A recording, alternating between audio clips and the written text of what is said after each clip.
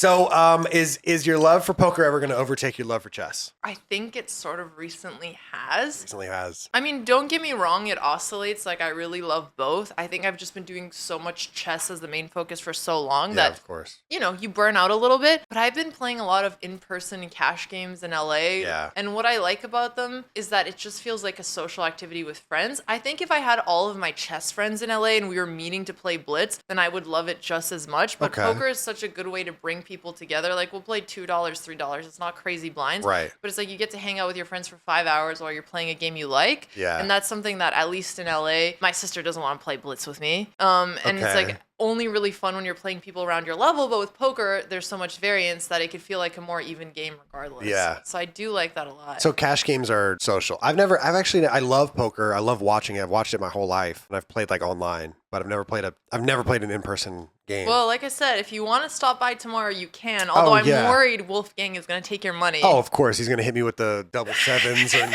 put me on a short. I don't want any of that. Yeah. I don't want any of that. I might have to pass this time because it's 5. You said it's 510 or No, 2-3.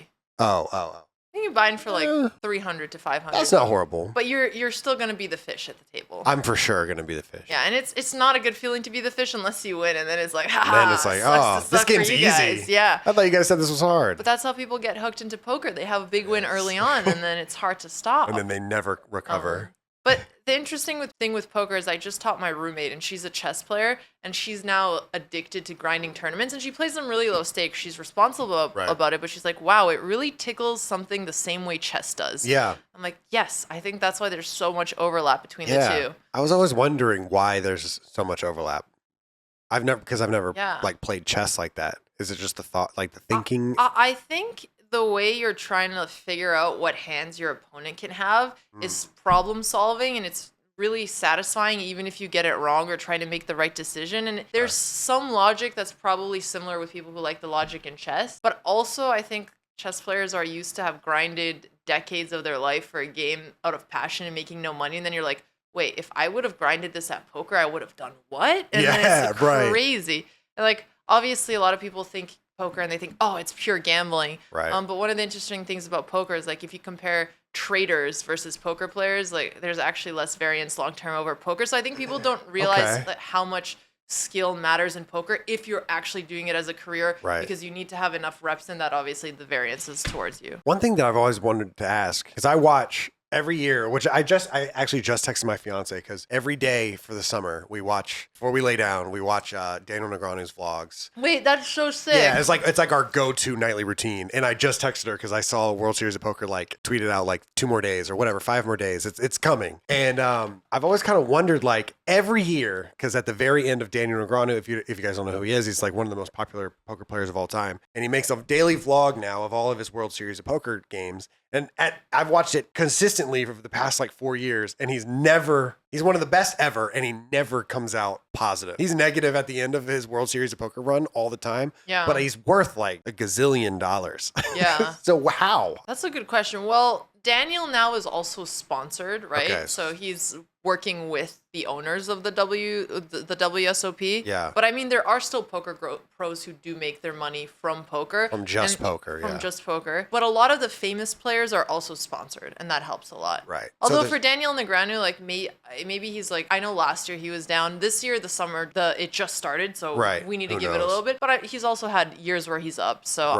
I'm not sure where it evens out. Like at those stakes, I guess if you win one tournament, it's like a 30 or like a I don't know, like $10 million tournament or $10 like million first prize. Yeah. Prize pool. Well, so most players sell a percentage of their actions, so they're not playing stakes quite as big. But with tournaments, it's really fucked because you're losing like 85% of the time you played. Like you're losing money most tournaments, and you need to make it and get those big cashes, and that usually makes up for most of it. Yeah. I think it's easier to make money in cash poker, but it's also easier to lose a shit ton of money and go broke in cash. In cash? In cash than tournaments. So you lose more in cash than you do in tournaments. Because in tournaments, you have a specified buy-in, and I think it's just easier to bankroll yourself properly because you're like, I'm going to play this amount of events, this amount of bullets or buy-in, so then you have a total amount. In cash, if you're playing at a table and you're playing at a table where you know you're the best player, you're going to keep rebuying until the end because it's EV positive. But if you have like a bad night, you could be down a lot of money. And I've talked to quite a few poker people who have made a lot of money, and also gone back to broke. And it's really? It seems like a really tough lifestyle to be a cash player. So what are you? I would say I'm a poker creator. Okay. Seems like a great place to be. It is a great place to be. But I do like tournaments more because they remind me more of chess in a way. That makes sense. But socially, I really like cash. But again, if I'm playing cash, I'm usually buying in like $500 with my friends. So like the amount of money that like I still write down, and you know, I will say it's usually positive over quite a few months. But then again, like I'm playing with my friends, but I still am writing it down because poker is part of my job. So like I actually need to be good with accounting. Were you nervous your first poker game? Like your first in person so poker I game? actually started playing poker when I was a kid. Oh, okay. So my dad taught me how to play, and sometimes he'd be playing online at work, and I was like, I don't know, 8 or something. He'd be like, take over, I gotta go, and then I play on his account instead. So and then I kind of played growing up also and things like that. Right. So then I had already played quite a bit before I played the first one, but I hadn't studied any poker. Okay. But my first in-person tournament, I was kind of nervous and I was making silly mistakes, and like someone folded to me, and later they realized I was efficient. They're like, wow, I can't believe I gave you that much respect. And I was like, that's right, bitch. Because like, you know, you need to poke people a little bit. Yeah. But no, it for me, I don't really get as many nerves about it unless it's a really big buy-in, which I will not play big buy-ins unless like I'm sponsored or staked. Or staked, yeah. That's the biggest thing. You need to play stakes that you're comfortable with. Yeah. And also for me, the biggest thing I'm excited about poker nowadays is really the social aspect and figuring out how to make different content around poker that isn't just casino, high stakes, and this is all people know about poker. I want there to be, no, like this is how you play when you're with your friends. Like, you know how they do hot ones and it's just something everybody does now?